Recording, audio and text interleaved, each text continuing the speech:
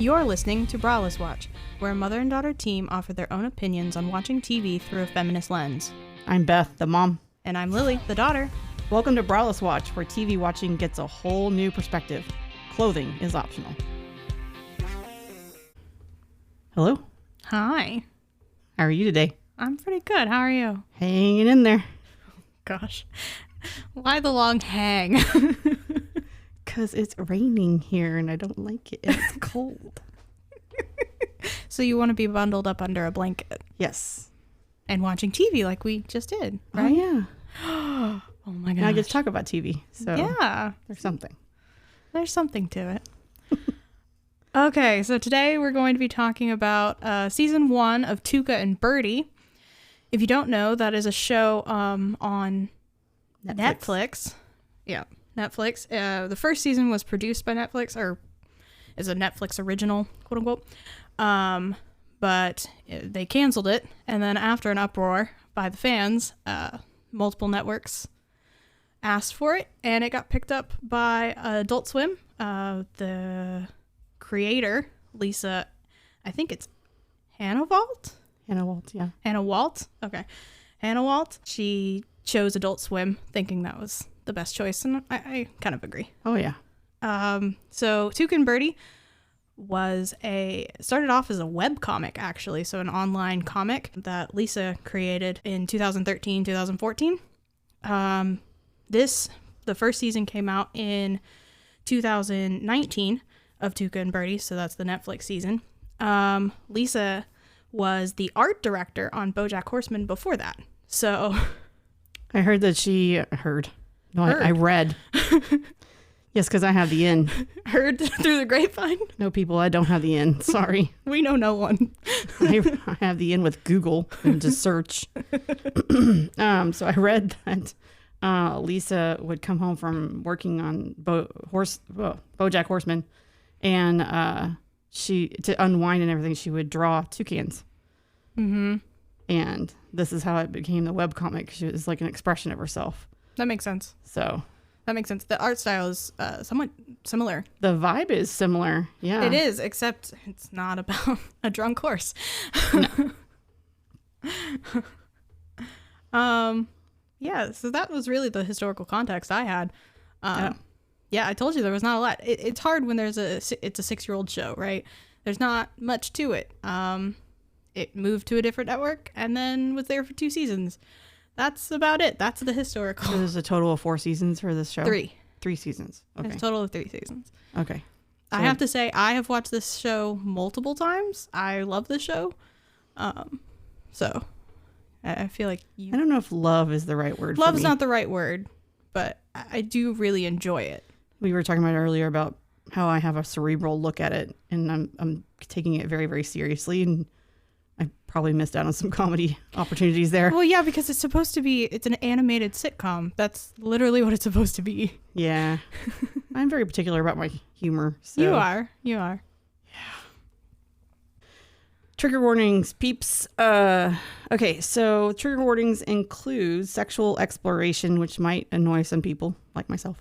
Sexual exploration, sexual harassment, alcoholism, anxiety, panic disorder, bullying, animal cruelty and violence, child abuse, mental health in general with references to suicide and self-esteem issues, familial and generational trauma, and agism. Yeah. And I have a note in here saying this show is not meant for kids, so please don't let your kids watch it.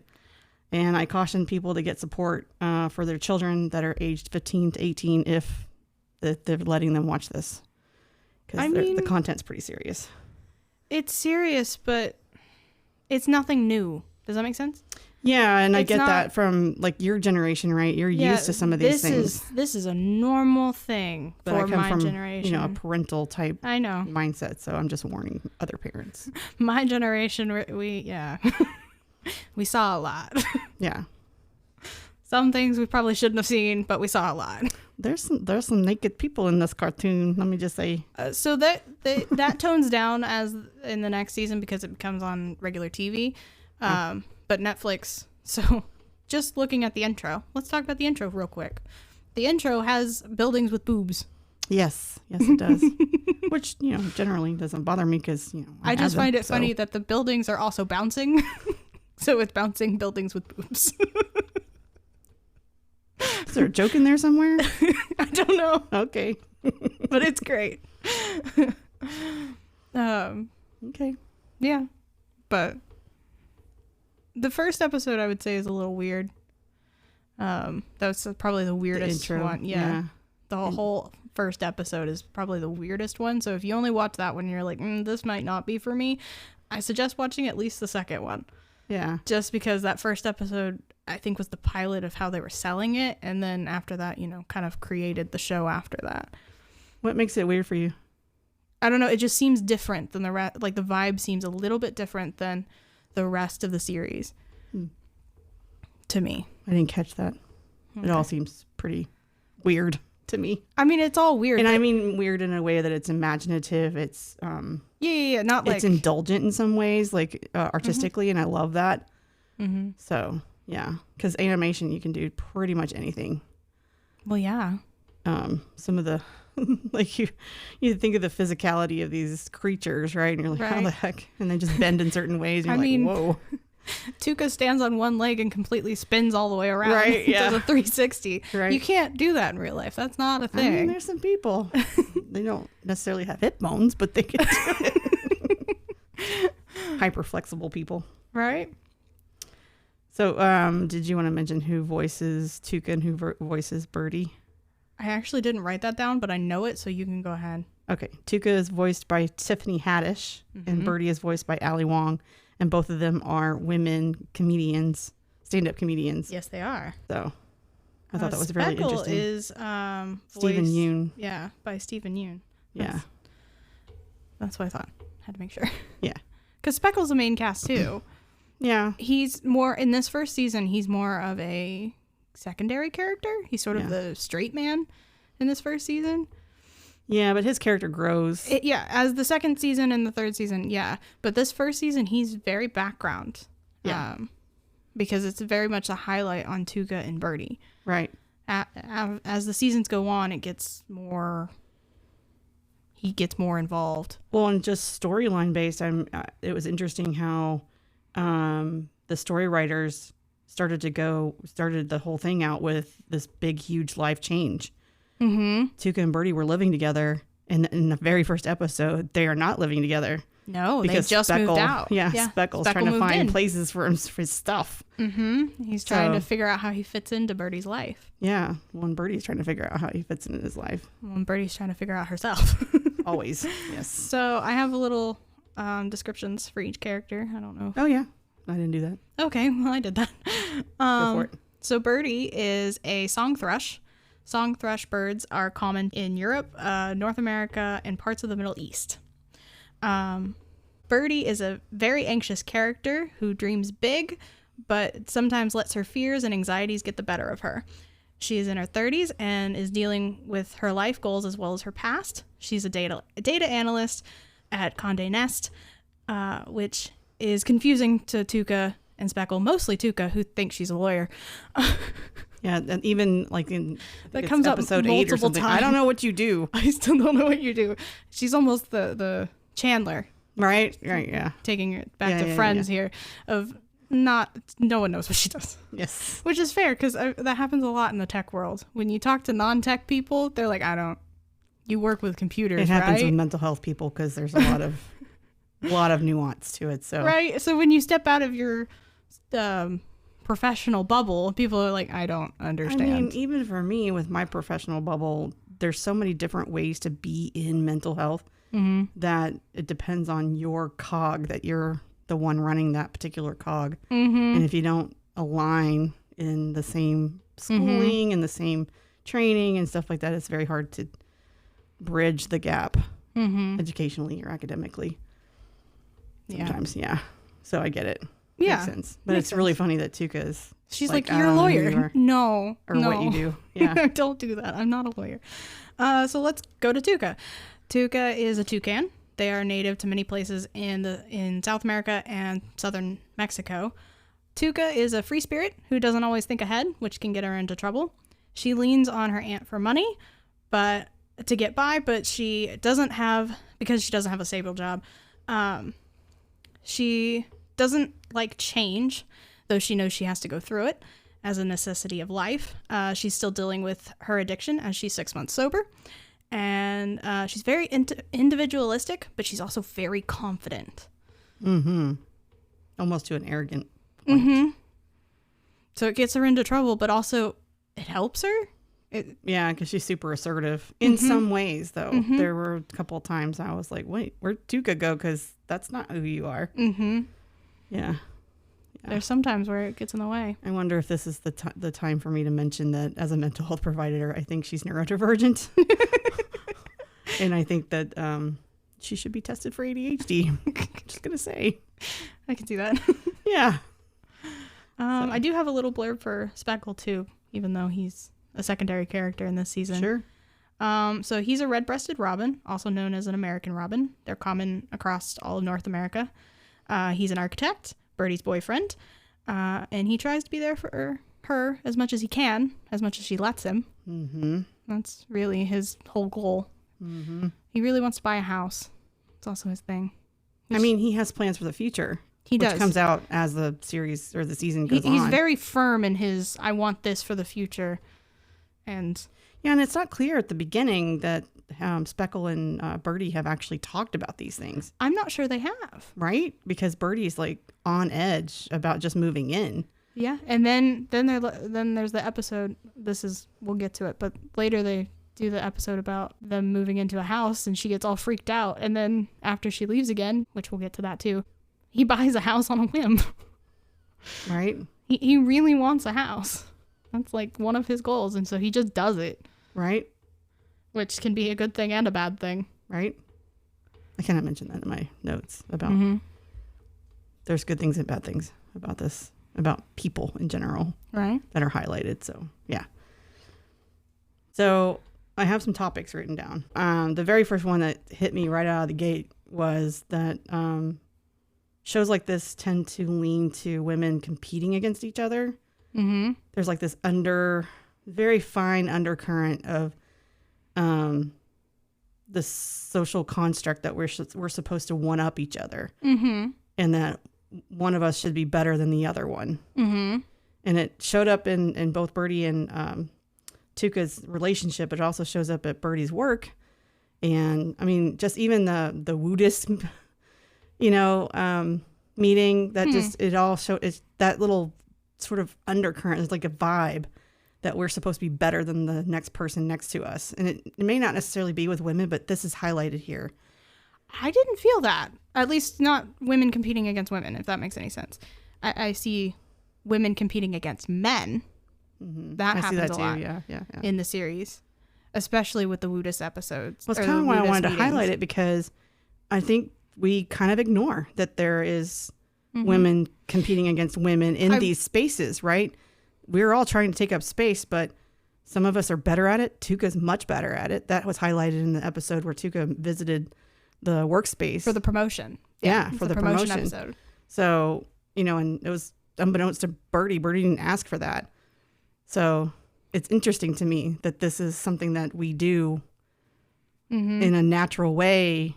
And I say natural because we're socially constructed to do this with each other. That's interesting. I didn't really pick up on that, I guess. I did see it with Dakota, the new bird. Yep. In the new bird, because Bertie is supposed to be a mentor, right? That's how Dakota sees her, but Bertie sees her as competition. Yeah. And doesn't really want to help her. Yeah. But has to be convinced by Speckle to do so. Right. And Dakota's all excited. Right. Of course. And I don't know if that's anxiety driven. I don't know if that's, I think it's socially constructed. I think we're socially constructed to one up each other, to compete against each other, to compete for our mates, to compete for our jobs, to compete for, the best children, whatever the F, right? We're supposed to compete and be the best at, just to make sure that we can take up space and be seen. And I think that's ridiculous. It's a ridiculous construct. I'm here to break it all down. I mean, I understand sort of where you're coming from, but at the same time, women have to take up space, though. because we continually We need to allow it though for each other, not make it a competition. Well, I'm still not seeing the competition you're seeing between like Tuca and Bertie. I'm not seeing the competition. I think consent is the biggest thing here. Tuca showed up at Bertie's job without consent. Correct. There was not a communication. Right. There was not consent. You're correct. However, it wasn't a competition. She wasn't trying for that job. That wasn't her goal. She ended up with it anyway. She didn't understand the consequences of her own actions. Well, she never does. This is what I'm talking about. We're socially constructed to sort of take up these spaces and jump in, and we think we're helping because it's been sold to us that we are helping, but it harms. It harms all of us. It's okay if we disagree. I disagree with you, yeah. Okay. Because I'm not seeing it that way. Yeah. I see Tuca as being blinded by her own want to help, but also blinded by her not having a purpose in life. I think that's the point. I think consideration needs to be held here. Well, she doesn't have consideration. That's the thing. The other person's It happens experience. several times Right. with Tuca. Right. She gets better over time, but in this first season, it doesn't happen. Because even in the last episode, or the second to last episode, when Bertie loses her phone, right? The whole reason she loses her phone is because she gets thrown off the jet ski into the lake because Tuca wasn't paying attention and hit the gas. Right. Didn't give her any chance to say, there was no warning. There was no consideration. Yeah. Yeah. And Tuca gets better over time and seasons on, but this first season, she's not. That tells me it's a social construct, though. Think of where Tuca comes from, right? And there's going to be more coming with each season that we learn about Tuca, but there's a little bit in this season that we learn that Tuca is one of 5 children. She grew up in a very busy household. So in that construct, when you have 5 children in the household, there's competition between children. We're taught to do that, to see who gets the last piece of bread at the table, right? She's also the youngest, and she's also, she was, I don't remember how much does Tuca have to fight for attention? 12 when she lost her mom. I don't remember the exact age. I don't either. But young. But she was pretty young, and I think she went to live with Tallulah. Yeah. Or at least was in lots of contact with Tallulah. Right. Yeah. Because Tallulah's her aunt, the one with all the money. Yeah. Who we'll talk about Tallulah in a minute. That's a whole other thing. We're going to talk about Tallulah in a minute because anyway, I just think that we should remove the jealousy, remove the one-upping, and have consideration and consent, and offer and provide an opportunity for consent to engage in these spaces, especially with women. I think we forget to do it. I agree. At the same time, I also feel like you're not going to get rid of jealousy. You're not going to get rid of competition. That's not going to happen. You're not going to get rid of it. I just wish we had consent for the competition rather than just being socially constructed and jammed into it. That's fair. Yeah. But a little passionate here. Sorry. Yeah, you are, which is why soapbox. She got on the soapbox. Not going to kick her off. I'm going to let her step down whenever she wants. I have other topics. Oh, God. More soapboxes. How tall are you going to be? As tall as I want to, because I'm going to take up a lot of space. Okay. Vertical space. Right? Give me all the Legos. Gosh. I'm sorry, Lego. The other topic I have for the inequity piece is Pastry Pete. Oh, we are going to have to talk about him, but we don't have to talk about him at this current moment. So, weirdly enough, my next topic is the consistent incoming unwanted messages, physical encounters, and downright intrusion of sexual advances, especially from men. Yes, that happens all the time throughout the whole season. Well, and it highlights what our experiences are. Right. We go to the grocery store, we get advanced by men. We go to get gas, we're advanced by men. Like, what the? Stay away from me. I never asked for that. Just because I'm wearing a tank top doesn't mean you get to come over and talk to me. Yep. No. It happens. Bruce is a big proponent of that. Right. Which he's not a good guy, but he is helpful later in a season. We'll get there. He's still creepy. He's creepy as shit. Oh, yeah. I'm not saying he's not a good dude. The thing he's is, a bad he dude. leans into his own creepiness. He does. He embodies that, which is a weird it. way to be about your creepiness. I mean, I'd rather that than Pastry Pete. Right? It's not covert. Right? It's overt. Yeah. It's overt. I'd rather be overt. If you're going to do it, be overt about it, please. Own your creepiness, men. Just own your creepiness. And women if you want to be creepy too. Just own your creepiness. End of story. This is in sexual context, Of by the course. way, not just the creepy, like, I want to be a vampire No. goth person. Yeah, that's not it. That's the wrong kind of creepy. In this case, it's the wrong kind of creepy. Yeah. But So yeah, the whole season highlights that in so many different ways, and how we are preyed upon as women, as girls. And it happens to Dakota when she first comes in. right. And then she gets mad at Bertie for not warning her that this man is a predator. Mm-hmm. Yeah. And that's fair. I mean, Yeah. She had a fair point for sure. but Dakota had a fair point, and Bertie had a fair. But it brings up this concept of are we responsible for the experiences of other women? Right. Well, I think it comes down to them being friends, right? Because they were friends, yes, she should have definitely warned her. But at the same time, I feel like she should have warned her anyway. Right? If you're going to be working there. If you're going to be working there, yeah. If she was just a customer, no. So probably this not. brings me to... But then you also have, what is it, Baker Barb? That's what I was going to say. Baker Barb never said anything. But She did did not. Baker Barb ever get sexual advances? We don't know. It's possible that she never knew. Well, we don't know. We don't know. That's the thing. We don't know about anything about her.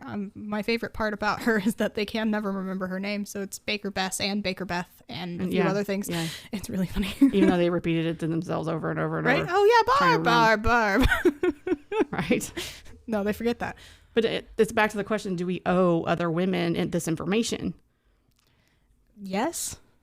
At the end of the day, I think if it's directly, can directly affect said woman, yeah. If you can directly affect that said woman, sure.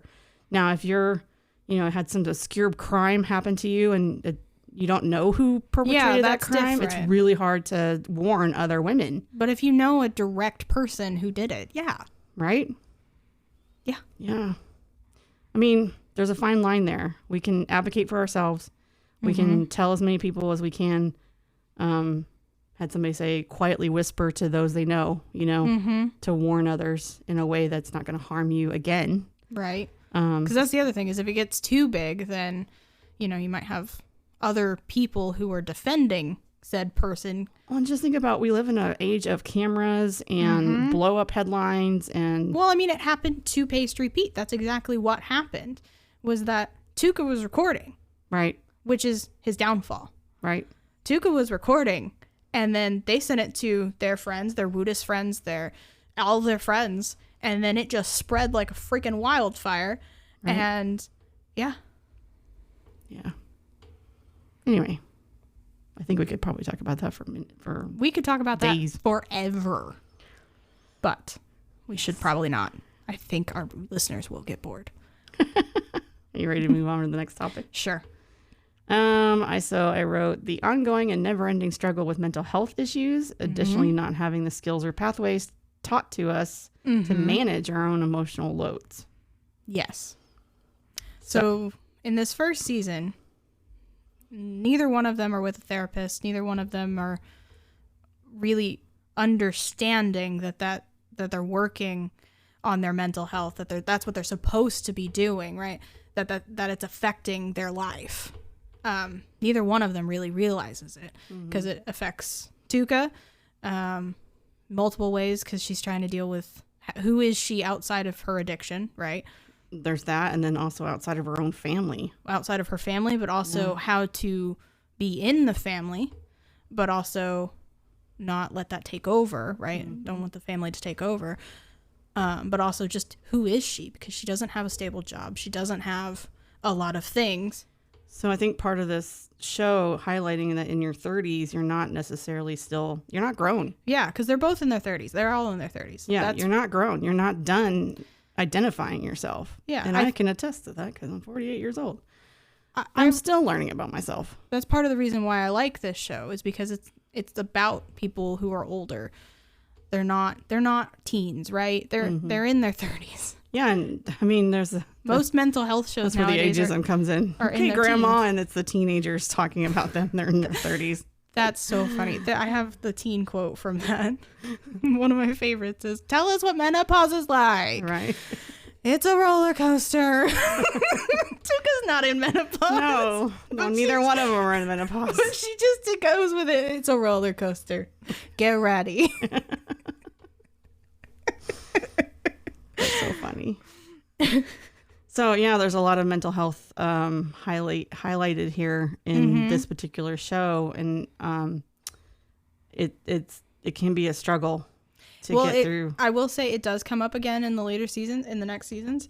It is a continual topic, is the mental health stuff. The next season, Bertie gets a therapist. Right, yeah. So it is a continual topic that comes up. I for one, am glad that it is a part of the season and part of the structure of this cartoon and the structure of the story between them. And how they manage they manage with each other, right? Their Their own quirks and what comes up for them, and all of that, and how they struggle with, I'm here for you, but this is uncomfortable, and they don't know how to navigate that. Again, we've not been taught skills on how to relate to one another in this way, right? Yeah. So that's where your generational stuff comes in. Yeah.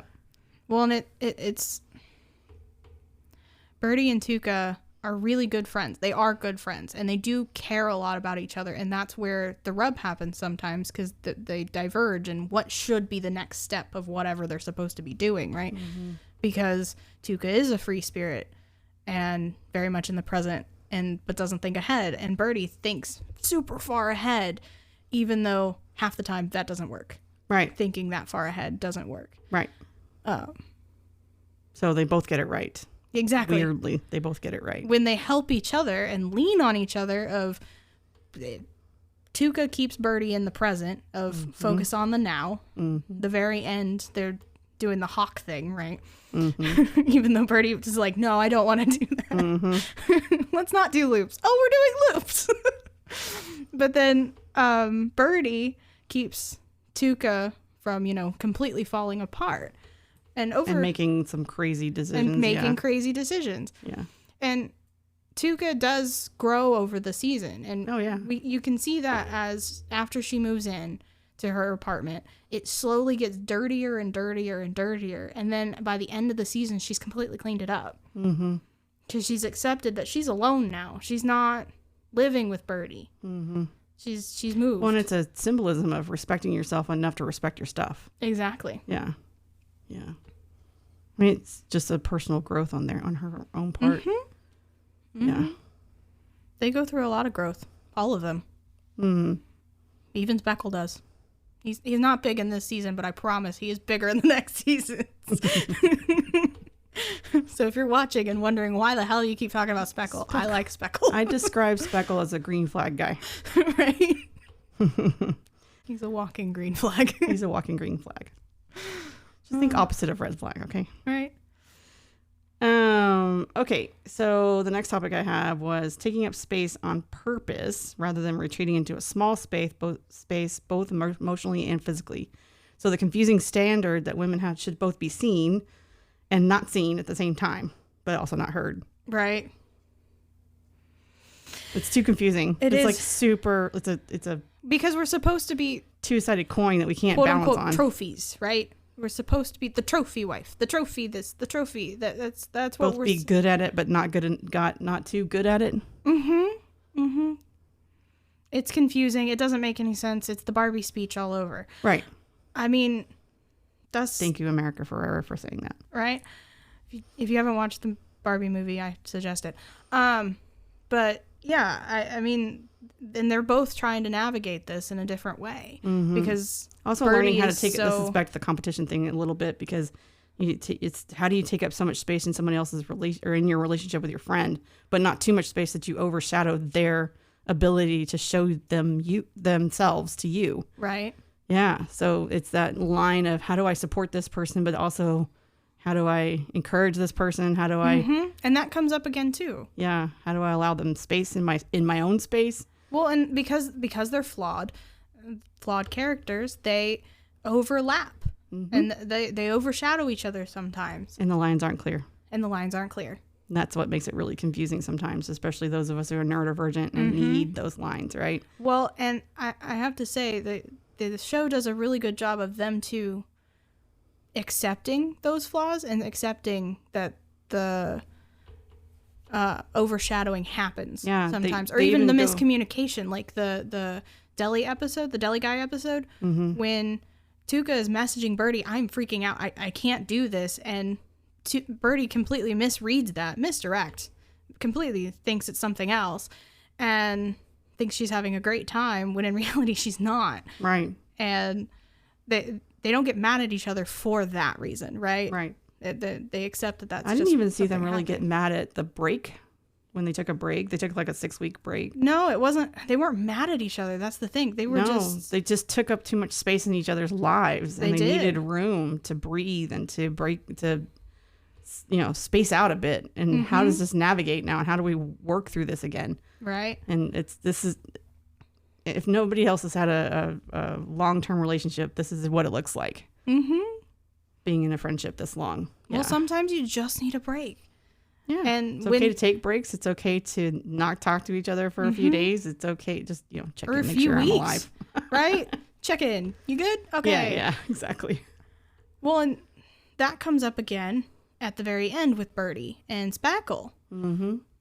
Because Spackle doesn't get notified when Bertie leaves town. She just leaves because of what happens at the patisserie. She just leaves and then finds Tuca literally accidentally, finds Tuca, and then they go on a road trip for a week. Right, and Speckle's none the wiser. Speckle, like she said, I'll be home tonight, right, and then staying a night, and then that was it. That's the last she heard from her. Right, and then she ends up staying another night after that. She stays a week. They were gone a week. That's what it finds out. That's why Speckle had time to buy a house and do all this. That's why he was so impulsive and completely freaking out. I mean, what was the line? Bertie says, everything you're saying is totally reasonable, but you sound batshit crazy. Which is true. He's supposed to be batshit crazy. She was gone for a week and didn't say any damn thing to him. Yeah, it's a wonder he didn't report her missing. Right? Yeah, in real life, I think that's what would happen, actually. People who care about her would report her missing. My goodness. My goodness. The only reason we know that it's been a week is because she mentioned something to Tuca about how she hasn't been to her job in like a week. And they haven't noticed because her chair's turned around and they think she's sitting in it. I wondered how she still had a job. Yeah. That was one of my questions. Like, how does she still have a job? Because Holland kept going in there and going, oh, you're lost in thought. I'll leave you to it. And then just walks out. Holland's not the best boss. He's very oblivious. Wow. He's generally a good guy, though. He's just oblivious. Okay. Way to take care of your employees there. He does not know. It happens later, too. She does it again with her job. Wow. I know.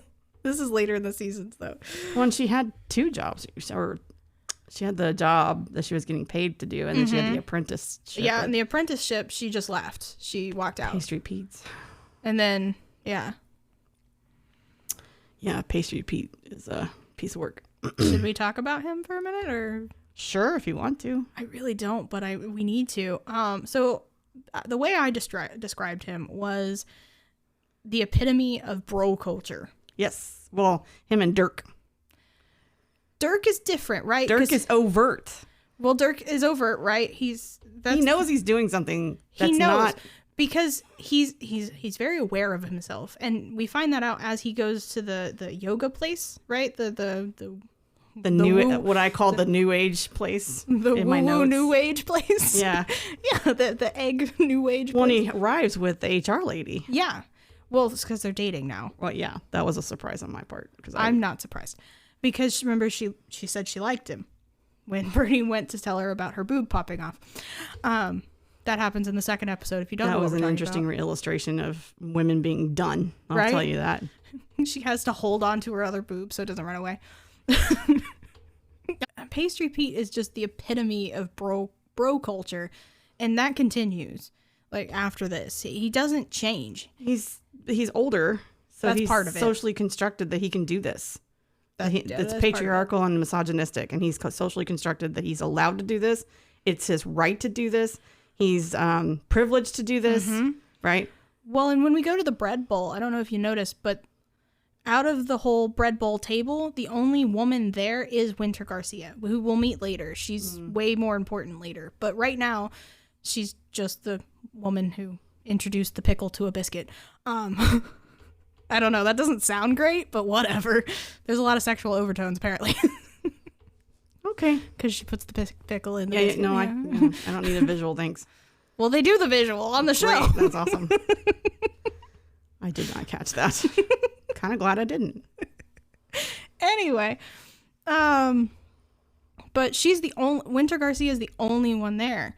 So it just shows the masculinity he's used to, the toxic masculinity he's used to being around. Because even the chef who stole his grandmother's recipes is there.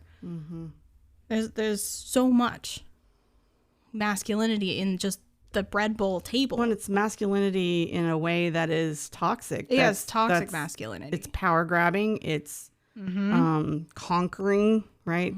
There's this very sort imperialistic. Right? It's gross. Yeah. It's very, very gross. And it not only harms women, but it harms society at large. So it's women and men that it harms. Well, yeah, and it harms men. Yeah. Because there's many men who don't want to do that. They don't find their place in that culture. Yeah. They don't. Think Speckle, right? Right. Can't Speckle doesn't Speckle. fit that. Yeah. No. And that comes up later in another season. Oh, I remember that. Yeah. With Cliff. Yeah. We'll get to Cliff. But yeah, Pastry Pete really just takes advantage of people, mostly women, to get them to help him to succeed. Specifically, that's another point that comes up again too, because he took Bertie's, what is that? The chocolate spaghetti chochettis. Thank you. Yeah. I didn't write that down. I just saw it in my mind. Remembered it from memory. Yay, good mind. But yeah, he took that and said it was Pastry Pete's family thing or whatever. Oh yeah, he totally took off with it. Totally stole it from Bertie. So this is a perfect example of not getting consent. Totally overriding her creativity, her input, her her whole dedication to creating that thing. He stole it. He stole it. He just stole it right out from her. That is the message that misogyny and patriarch does. It steals things from others to then lift them higher in power or whatever the hell. He does that to succeed. He uses women to succeed. And it happens again in later seasons. He tries to do it with Winter Garcia. We'll get there. Okay. Yeah. Pastry Pete sucks. I mean, I'd rather talk to Dirk, and Dirk sucks too. At least Dirk had a storyline in which he was trying to navigate a pathway outside of the bro culture. Right. And he could see windows where he could go and he does try. Practice differently. He's not good at it. He needs a therapist, but he's not good at it, but he does try. At least he's bridging over into not being that. And even there might be even an inkling of him understanding the harm that it's causing himself and others. A little bit. Very little. Very little. A little bit of a light there. There's a little bit of a light. Yeah. I think when he was burning it, then Tuca had to go save him. I think that might have been the moment he's like, wait a minute. Like, how did I get here? And what did I do to get here? Yeah, I think there's a little bit. There's a little bit, but it doesn't change him, right? It doesn't drastically change him. No. Right? And I think that's too hard of a thing for any of us to ask it for anybody, is that we're not looking for big changes over, a short amount of time. We're looking for small changes over a large amount of time. Which does happen with Dirk. The sexual harassment stops. Yeah. He's still a bro, but he's in like this weird place for the rest of the seasons. Yeah. That's good. That means it's possible, right? It highlights it's possible to turn from a red flag guy to a green flag guy. All you gotta do is try. Yeah. Okay. What else you got? How addiction is both taught in families and is also a response to emotional distress. Yes. So we should talk about Tallulah. So Tallulah's not nice. No, Tallulah is very mean. She's an angry woman. She's very angry, and I think that stems from just her life. So she's got her money, a good portion of her money, from her fashion industry stuff when she was younger. And then she married 10 times to 10 different rich guys. So she's got a shit ton of money, and I don't think she can trust anybody. I think she's been burned too many times, and so she continually just pushes everyone away, and eventually she even pushes Tuca away. Because that, and I think that's part of it. I think she's just she's mean because she's been burned. Well, and I understand, I will just say I have never been addicted to anything, so I can't say from personal experience. It could be her addiction too, because she does drink. Well, my understanding of it is when you have an addiction, this is something to help cloud your ability to process what your choices have been and the choices you did make.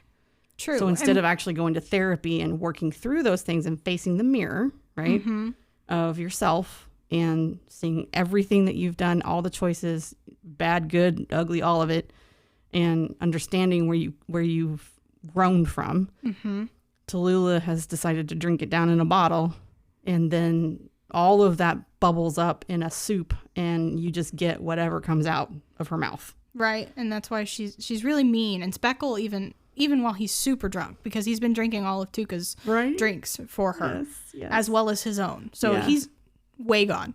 But he's like, that's just too mean. She's too mean. Right? He's still wearing the house coat or he's whatever. He's wearing the house coat. He eventually leaves without pants. Right. Poor thing. He was trying to do something nice for Tuca. Ended up drinking all her drinks. Well, he did, and then he got to see the house, right? Oh, he was super enthralled. He was super with in the house, and then that it created a bond between Speckle and Tuca that was not there before. Right. Because he was there for Tuca when she needed it, and it wasn't just to go see Tallulah; it was to deal with Tallulah. Right.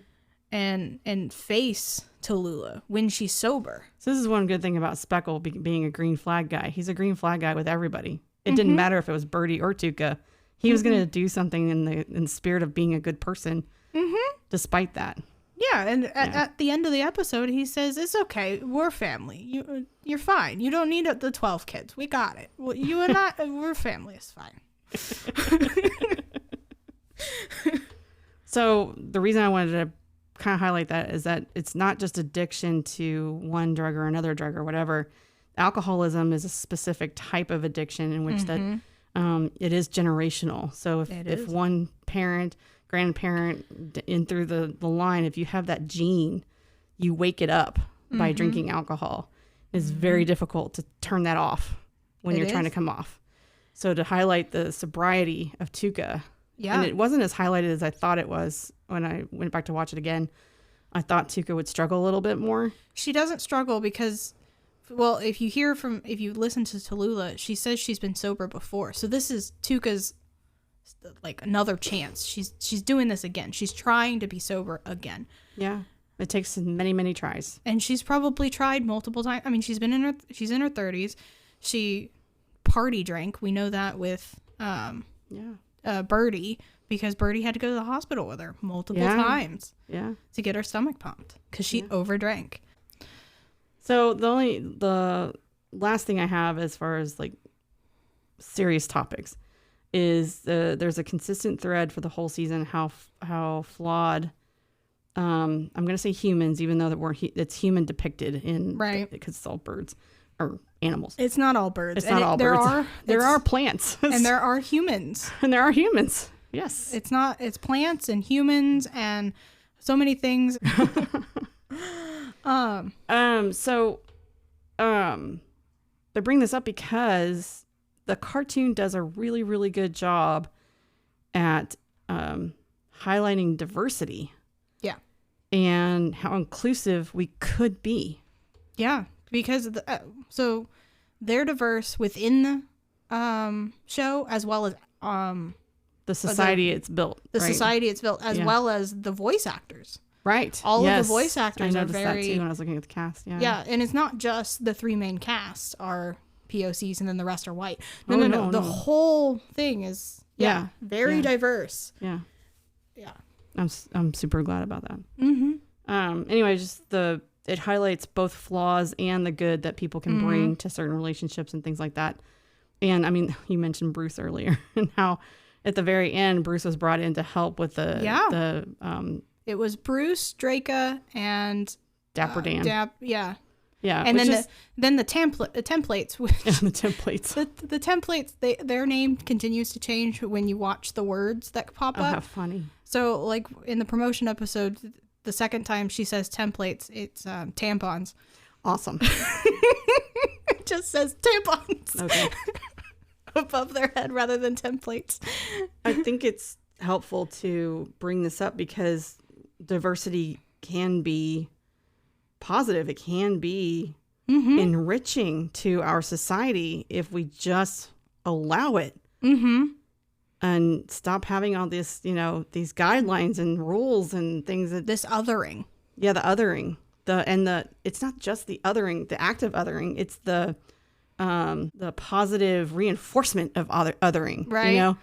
Well, and it also comes back to competition, right? It and does. we can bring it back to competition of competing with the quote unquote other, whatever your other is, rather than just accepting that they're different, you're different, and it's fine. Yeah. Yeah, we're not all cookie cuttered. No, I don't want cookie cutter houses suck. Yeah. We all know that. So the other point I was going to make in this is that the show also highlights how we can connect with each other, but also hurt each other. Even if we're connected to one another, we still have the ability to harm each other emotionally, physically, whatever. And we just need to be mindful of how our actions and our own emotional loads or dysregulation, or however you want to describe it, can cause that harm and exacerbate certain problems. So all of us, doesn't matter where you land in your family generations and where you land in society, whatever, we all have a responsibility to treat each other kindly. Yeah. And with compassion, which can be super difficult. It can be. It can be difficult. On many, many levels.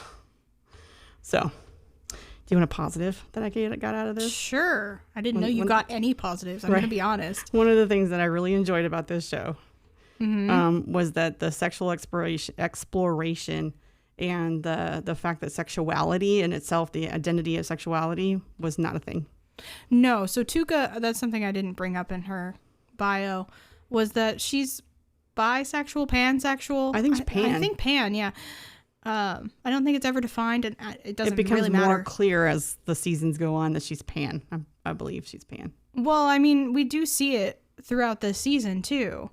Because, I mean, she has a crush on Coach Mabel. Right. She's like, oh, damn, this is the first time I fell asleep not naked. Right.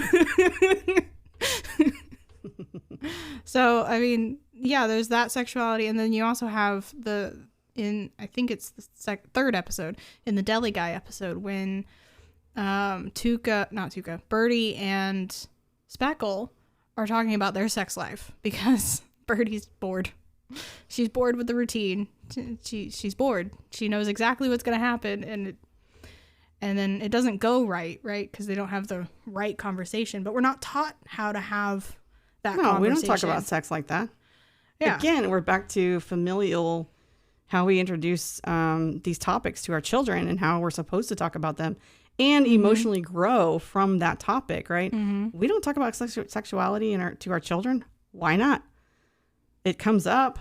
Right. We're sexual beings at age 2, 3 years old.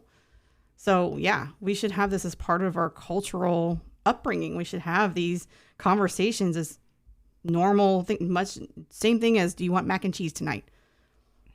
Yeah. I mean, it should be the same kind of topic or same kind of vibe, right? There should be no shame. That's what I was pointing out in my notes, that the topic, there's no shame to the topic. And even Tuca makes a point in the sex bugs episode. Well, there's that episode, yeah. So there's no shame to that, right? So the sex bugs episode.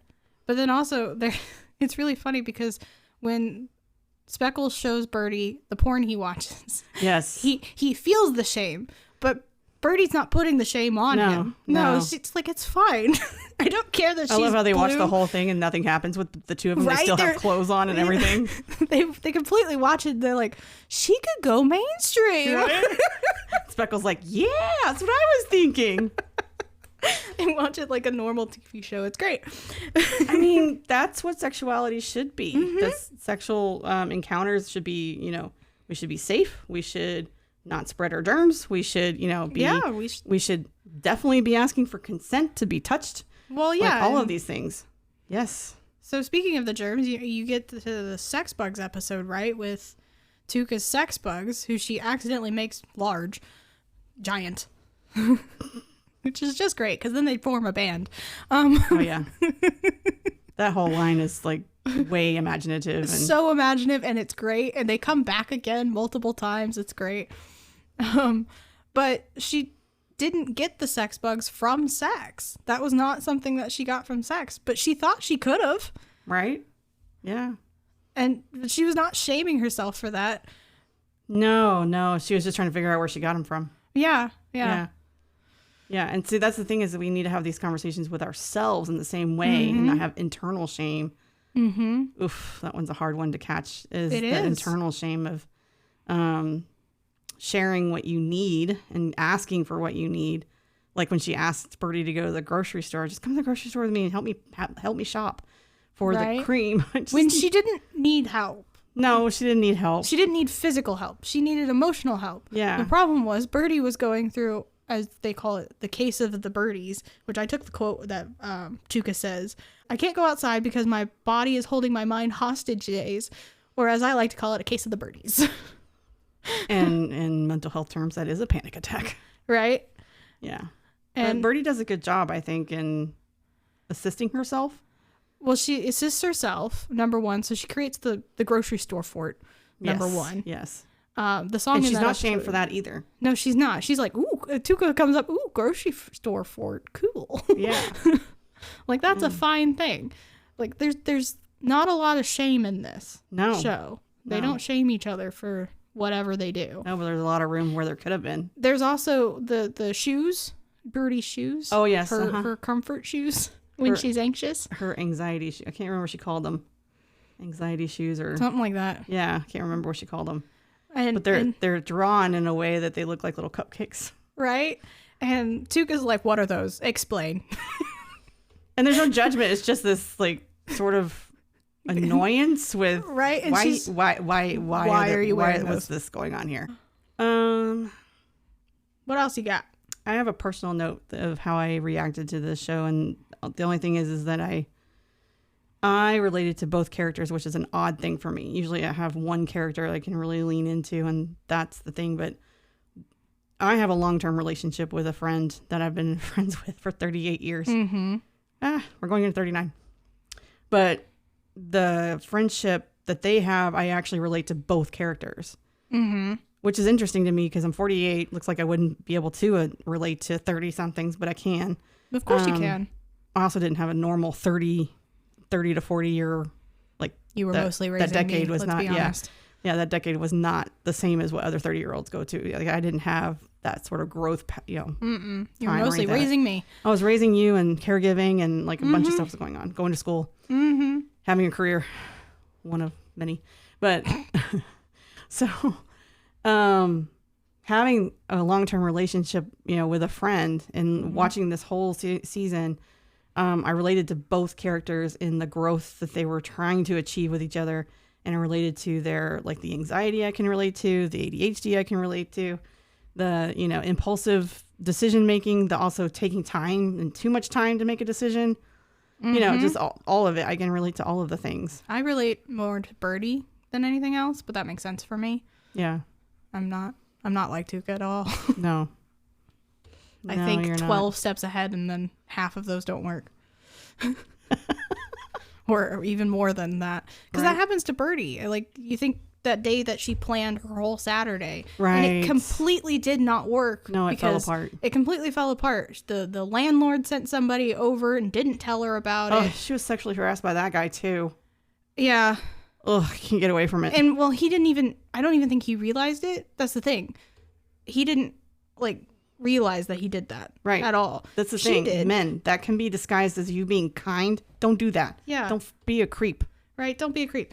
And then, like, she goes running. She tries to go running, and then that doesn't work out. And then I can't remember what the next thing was, but she goes to the Woodus meeting, and she's just done with the day. Can I make a mention on the Woodus meeting? Yeah. Okay, so I can't remember what it stands for. It's women something. I have that. Do you have that? Yeah. I wanted to kind of backtrack a little bit for the first episode when we were talking about Woodus, women taking up space. There you go. So I wanted to kind of do a little bit of a flashback to our first episode when I was talking about women's groups, right, and clubs. Oh, yeah. The clubs we were talking about in the I Love Lucy episode was about clubs that were specific for women that were in that had people in film or theater or whatever, right? They had it was performance, right? So they were women that were married to performers, basically. That's how you got in the club, right? This club is a completely different kind of women's club, right? It's feminist based. It's it's also held at a yoga studio. I don't know if you caught that, but it's held at a yoga studio. No, I didn't catch that. So, and it's a different kind of women's group, and it's not that there aren't women's groups like this, like Woodus. There are many, many like that. Think Women's March and things like that, right? It's the fact that I don't know that there's any more theater based with its the heteronormative where you're separated out as a woman because you're married to a performer or you're married to an actor. Happen anymore. Yeah, I don't believe those even exist anymore. Yeah, so I just want to clarify there. No, but this women's club is different. Woodus is different, right? Because it's voluntary. It's completely voluntary, and anybody can show up. Right. Really, it is women taking up space, but men could show up if they really wanted. Right. Yeah. And even in that group, there's the highlight of flawed things, and like it's not a perfect group, right? Of course, it's not a perfect group. Yeah. Yeah. The whole potato situation. She's supposed to put a potato down her pants. Oh, I don't understand that whole exercise. It's for manspreading. It's about taking up physical space. Oh, now I get it. Okay. Yeah, that's what it is. It's about taking up physical space. And then, the whole responding to catcalls situation, and then coming up with your personal mantra, which I have Bertie's mantra if you want it. Sure. I am an adult woman. I deserve to be treated like a person and not an object. I am not here for your entertainment. I am not your plaything. So get out of my space or I'll break your face. And that's Bertie's mantra. That's awesome. I just wish she would remember it. Right? In moments of self-promotion, right? Yeah, just seeing yourself in that way. Yeah. I love those moments. Need to have more of them, for sure. That's all I got. Oh, good. Well, I have one more thing. It's something we didn't really touch on was the doctor's episode. Is this where Tuca has to have her egg? Oh, yeah. The whole...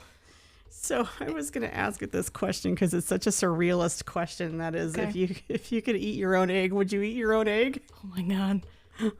I don't know, man. I don't know. So I looked up, this is part of my miscellaneous trivia. I looked up toucans. They will eat anything. They're omnivores. Oh, okay, that makes sense. That's why she eats like styrofoam. That's why they will eat anything. Plates. They mostly eat food, like fruit. They mostly eat fruit. They will also eat small animals and insects. They'll also eat eggs of other birds, but they will also eat their own birds, like their own eggs and their own young. There's not really a clear reason why they will do that. It could be that the nest has been disturbed or whatever, but they do it. Very interesting. That is a normal, like they will do it. They are omnivores. Wow. So that's why Tuca will eat anything. And that's why she eats her own egg, really. I mean, in the way that it was portrayed, because it was all bundled up in a basket and, comfortable in the refrigerator, that kind of thing. And then she was going through her emotional processing for the small breakup, right? Yeah, the break between her and Bertie. And I think that might have been an emotional response. It was a little bit of depression, yeah. Yeah. Yeah, but it is a thing. Toucans as a bird will do that. So I was thinking about how humans, if you cut your finger, like you get a paper cut or something, what's the first thing you do? You stick it in your mouth. Yeah. So that's the first thing that came to mind. I was like, well, okay, humans aren't, we might be a little bit different, but we're not that different. We're not that different. But I do have a quote from the doctor's episode, which I found pretty funny, and also highlights just the medical industry sometimes. We tried to teach doctors empathy, but it didn't work. Oh, wow. That was the first quote from the robot empathy thing that was trying to save his wife. His lamp wife. His lamp wife that they eventually leave. They did eventually. They knock over the EMT and steal an ambulance. They do. Another flights of fancy there for an imaginative. That whole episode is kind of cute because you also have Joel, who drove 7 hours. He's the... Oh, yes. I thought that was really cool because really that's a sweet. showing of how humans can actually still... They can help each other. Be kind and help. And he drove 7 hours. He got her the pizza of a complicated order. He did not have to do all of that. And then he went to the hospital and stayed. Yeah. He stayed with her. And then him and Speckle became friends. Yeah, and Joel does come back, FYI. Because they are friends. That's awesome. So Joel, if I understand it right, was struggling with a breakup. He was, and I have the quote that Speckle gave him. Maybe you didn't break up so much as grow up. Yeah. Because him and his girlfriend had been dating since high school, and they had just recently broke up. So he was trying to figure out his life, and maybe you didn't break up so much as grow up. So another thing I just popped in my head about identity, and this is one of my special interests, I'm just going to tell you. Is that this show highlights that identity is never stuck, right? Mm-hmm. We are always growing. We're always outgrowing some of our identities. It's okay to like Lego in your adult because you liked it as a kid. It's okay to not like Lego because you liked it as a kid.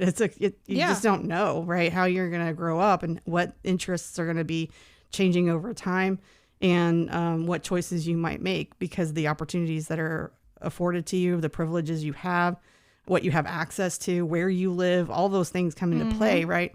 So among a bunch of other things, but our identity sometimes gets caught up in another person, like what Joel, if you're dating so much, same person from school, and it's hard to let go of that because then who are you if you're not with that person? Exactly. And we're not taught as a society, we don't get to sit down and have identity questions about where do I go now? Well, right. Mental health is not highlighted in this way. And we're not, even if we say, I might need to see a therapist, people look down on you and there's a stigma. Mm-hmm.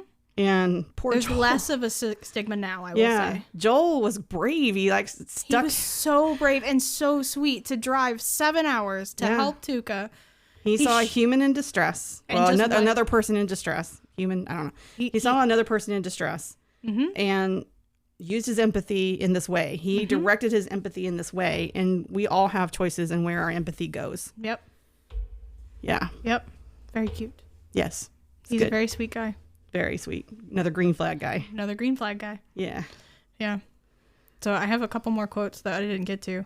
Sure. There's only two.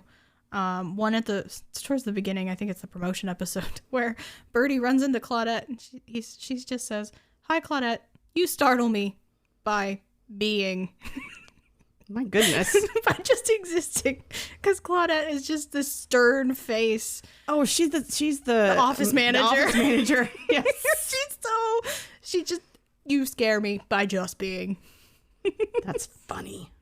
And then in the second to last episode, this is another more imaginary flights of fancy situation.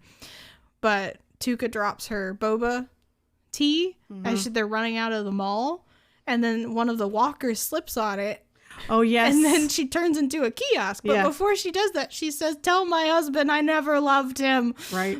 And then she moans when she turns into a kiosk. Aw. Like that.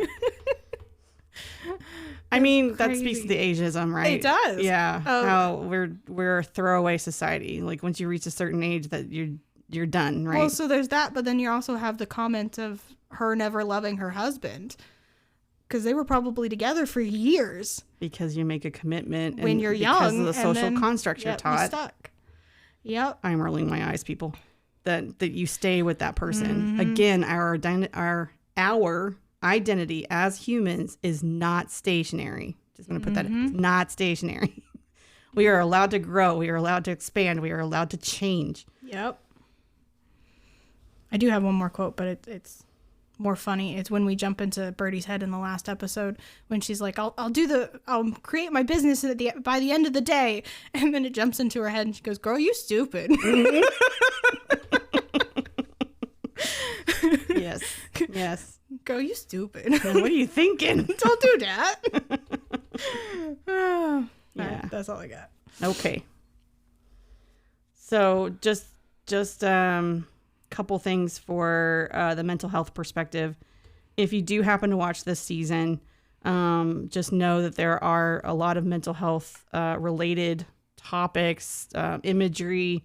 It's very well done as far as I'm concerned. Yeah, the imagery is really good. Yeah, it's the music is really good. The songs are really good. When Tuca's in the hospital and when Dirty's going through her a panic attack at the grocery store, the songs really are really good. Yeah. So I wrote this sentence: the show takes on anxiety and panic as a superpower and highlights in spectacular visual form how it can manifest in daily life. There you go. Yeah.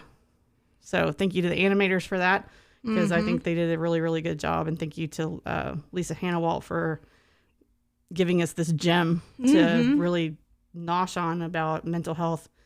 But be forewarned, if you are suffering from depression, anxiety, any of those things, or have any propensity for suicide or have thoughts like that, you can go to NAMI, which is the National Alliance on Mental Health or Mental Illness. Sorry, National Alliance on Mental Illness. And the phone number for them, if you are having feelings like this, is 1-800-950-6264. So give that hotline a call if you're having issues or anything like that, and they can direct you to your local resources. Yeah, that number will also be in our description. Okay. We'll make sure of that. That's awesome. Yeah. I think we're done. I think we're good, yeah. This was a good episode, and you thought it was going to be really short. Once I get started. I know. I get chit-chatty. We get chit-chatty. All right, well, thank you so much to all our listeners, and we will see you next time. Be kind, be compassionate. Use Love your yourself. empathy wisely. Yes. All right. Thanks, guys. Bye, everybody.